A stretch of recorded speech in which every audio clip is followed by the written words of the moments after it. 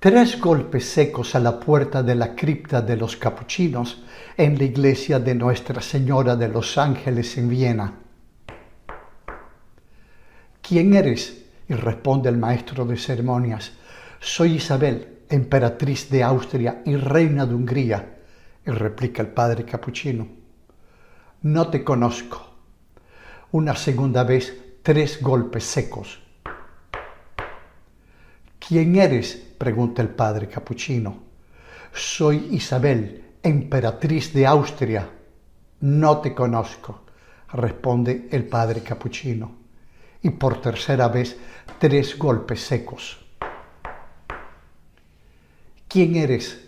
Soy Isabel, pobre pecadora. Puedes entrar.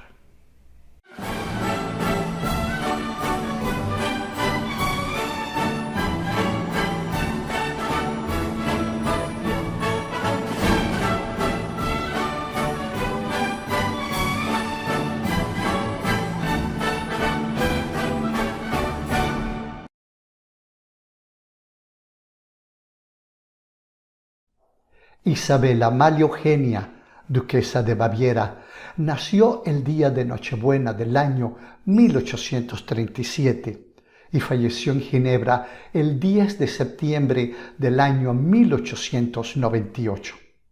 Su nombre en su idioma natal era Elizabeth y Erzsébet en húngaro, idioma del segundo país que adoptó y quiso como suyo propio.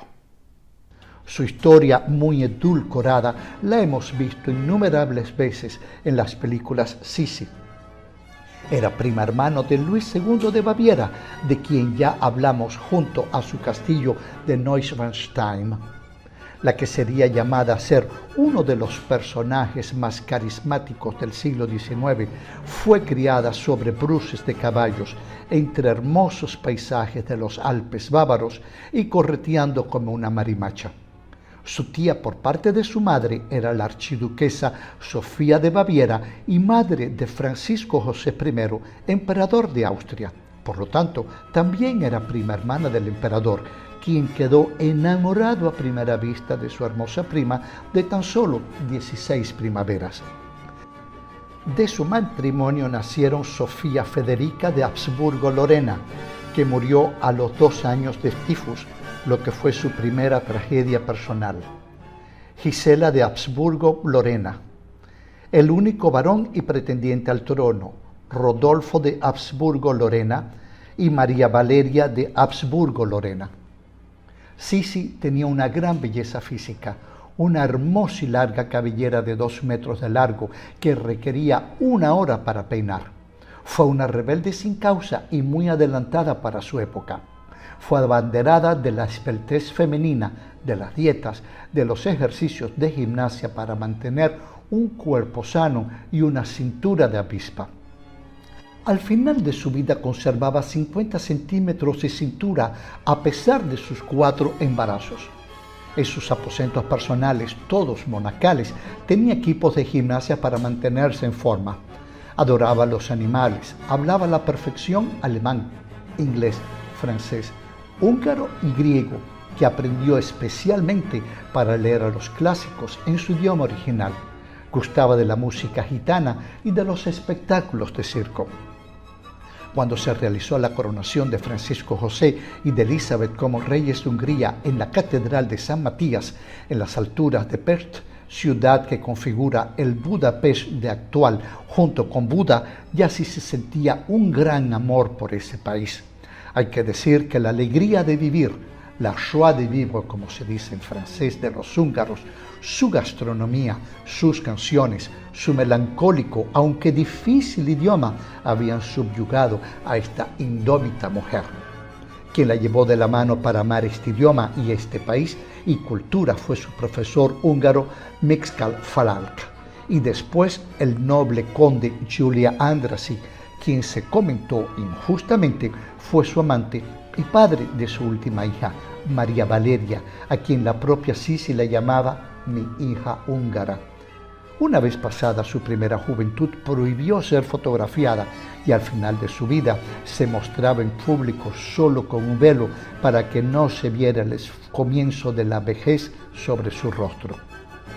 También su descuidada dentadura hacía que no riera abiertamente. Estuvo prácticamente todo el tiempo de su reinado fuera de Viena porque no podía acostumbrarse a los rigores del protocolo cortesano de los Habsburgo. Incluso la prensa vienesa publicaba: nuestra emperatriz en estos días nos honra con su presencia en Viena. El año 1889 trajo consigo una segunda tragedia que sacudió la vida de la emperatriz Elizabeth: la muerte de su hijo Rodolfo en el famoso caso Mayerling. Aún los historiadores no han terminado de ponerse de acuerdo sobre las reales circunstancias de la muerte de Rodolfo y su amante María Becerra. Suicidio, como se informó, asesinato político. Y en este caso, ¿por quién? ¿Quién querría la muerte del heredero de la corona? ¿A quién beneficiaba? A partir de la muerte de su amado Rodolfo, Sisi nunca más fue la misma. El resto de su vida vistió de estricto luto y no se dejaba ver en público. Viajó mucho por el Mediterráneo y se construyó un hermoso palacio en la isla griega de Corfú, al que llamó Aquileón, en honor a su héroe griego preferido, Aquiles. Fue ella misma la que resolvió sus deberes de esposa, buscándole una amante al emperador, Catarina Skrat, para disculparse de estar ausente y disculpar al propio emperador. Incluso le daba consejos de dieta a Catrina para adelgazar porque era algo regordeta. Solución muy moderna para una mujer del siglo XIX. A pesar de esta solución, Francisco José y Sisi se adoraban de un inmenso amor y hasta el final de su vida se escribían constantemente y firmaban con amorosos epítetos. En septiembre de 1898, la emperatriz Elizabeth, acompañada de su dama de compañía, la condesa húngara Irma Sztály, fue atacada en Ginebra por un anarquista italiano, quien realmente pretendía eliminar al duque de Orleans, conde de París y pretendiente al trono de Francia. Se había anunciado a toda la aristocracia reunida en Ginebra estar vigilante. Sisi no entendía de esas cosas. Ese día quiso dar un paseo por el malecón delante del Hotel Beau Rivage, donde se alojaba junto a su dama de compañía. Fue a comprar rollos de música, el dueño del establecimiento la reconoció y fue muy amable con él. Después quiso tomar helado, como si supiera que era su último día, no prestó atención a la línea. Debía tomar un barco de vapor para ir al otro lado del lago Le Mans, a Francia, donde visitaría a sus amigos los barones de Rothschild, con quienes había invertido dinero en vías férreas. Gracias a estas inversiones en acciones, Sisi era una mujer inmensamente rica. El propio emperador quedó sorprendido de la envergadura de su fortuna después del asesinato.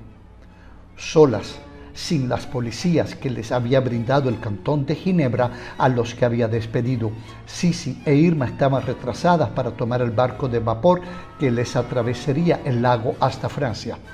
Y en el muelle se acerca el anarquista, le encaja en el vientre un estilete. Ella no se da cuenta de nada, cae. Creyó que era un ladrón que le quería robar su reloj. Los presentes incluso gritaron para atajar al ladrón. Su abundante cabello amortigua la caída y muy pálida sigue camino al barco. Ya a bordo sufre un desmayo. Irma retira el corsé y bajo el seno izquierdo un pequeño punto de sangre. El barco ya había partido. ¿Quién es la pasajera?, pregunta el capitán. Su Alteza Imperial y Real, grita Irma. Hay que regresar de inmediato a la orilla. Una hora más tarde, Elizabeth falleció en su habitación del Hotel Beau Rivage. El cortejo fúnebre salió del elegante Hotel Beau Rivage hasta la estación de trenes Ginebra-Cornavin, rumbo a Viena. Después viaje a Budapest para los funerales en la segunda capital del imperio. El entierro sería en la cripta de los capuchinos en la iglesia de Nuestra Señora de los Ángeles en Viena, al lado de su querido hijo Rodolfo. 18 años más tarde le seguiría su amado esposo, Francisco José el Emperador. Es así como termino mi trabajo del día de hoy. como siempre, muy agradecido por el tiempo que me dedican, pidiéndoles que por favor se lo transmitan a sus amigos, a sus diferentes contactos. Y también pidiéndoles que por favor me den un like.